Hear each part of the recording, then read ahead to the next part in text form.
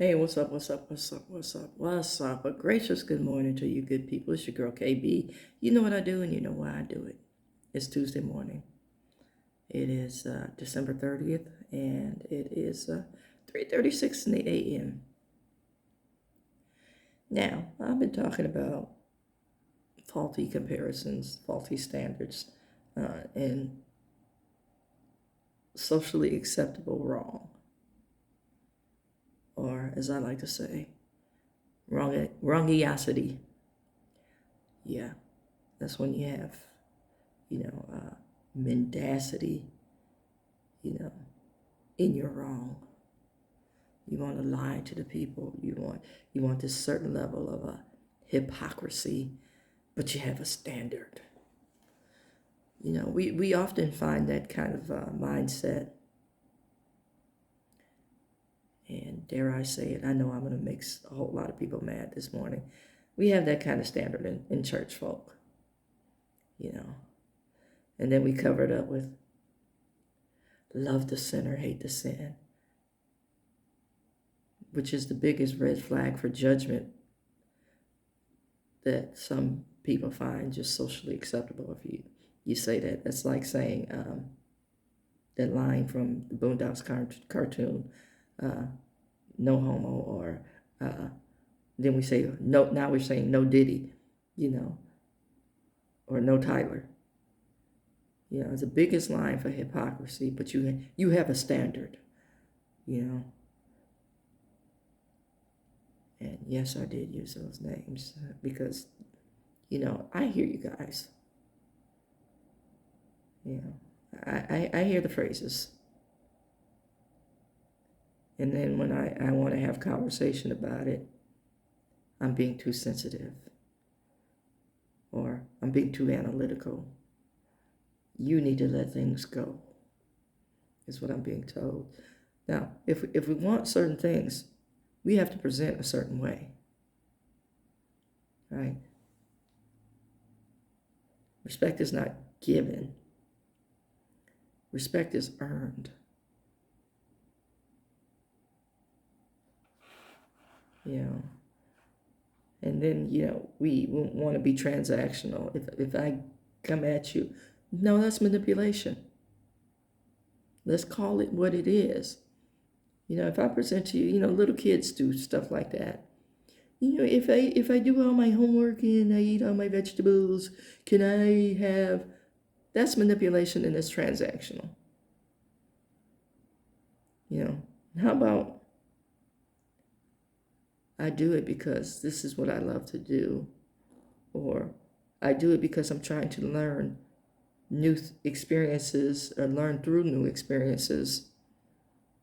You know, I do it because I love you, and you know, obedience is a form of love, or my demonstration of love until I mature. We can't get to that part, because of our hypocrisy and manipulation, and the socially acceptable levels of it. I know I'm pissing some people off, but let's call a thing a thing. Okay? Let's be real for once. Let's have some honest conversation. Everybody's up in arms about the Epstein files, and rightfully so. We want to talk about trafficking. We want to talk about manipulation. We want to talk about power struggles. We want to talk about, believe it or not, underlying current of mental health issues. We want to talk about transactional love. And is it even love? Because we are driven by what we want. We're driven by our desires. And not even examining what that means for us or what that looks like for us. What is the standard of measure? Okay? The who, what, where, when, why, and hows. I was taught as a writer. You know, those are the questions that you should be asking yourself in order to, uh, I want to say, create, a body of work that is, I want to say, that triggers curiosity, that promotes thought, that, gathers minds, you know, the who, what, where, when, why, and hows. What's my point? We're talking about Epstein. We're talking about him being a monster.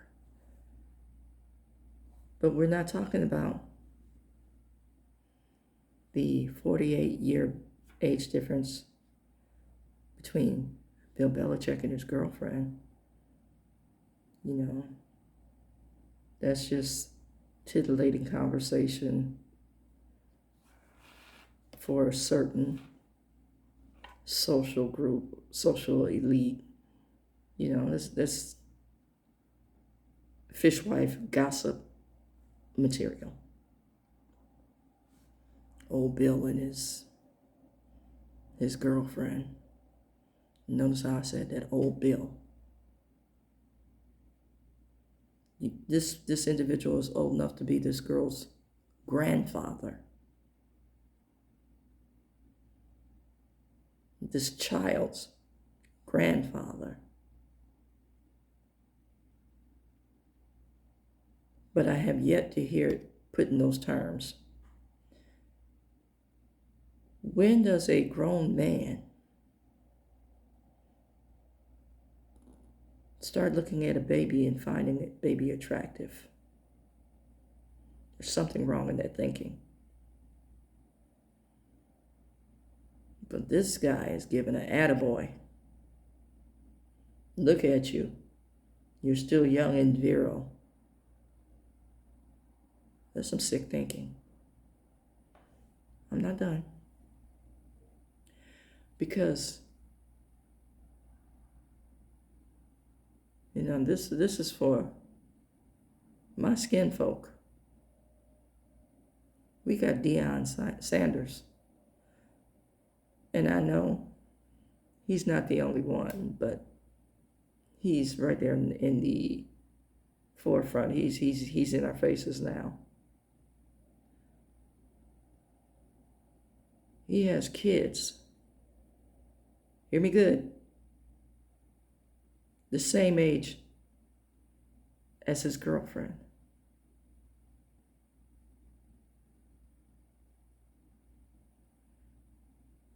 He has kids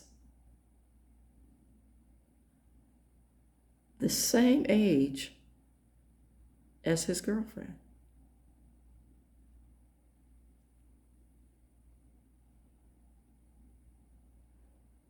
I just want to know, how is this experience any different than the things that we find appalling?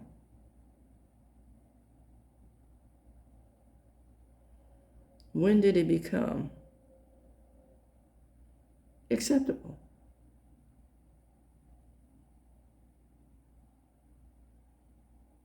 The only time that a standard of measure should change is if you're converting to the metric system.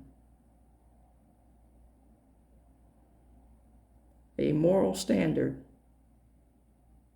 and that's how we see this, right? A moral standard should not be subjective.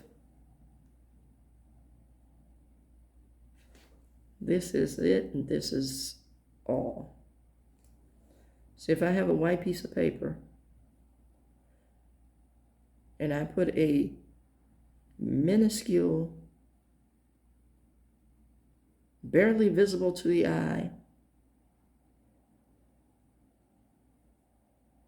black dot on that white piece of paper, Is that piece of paper still white?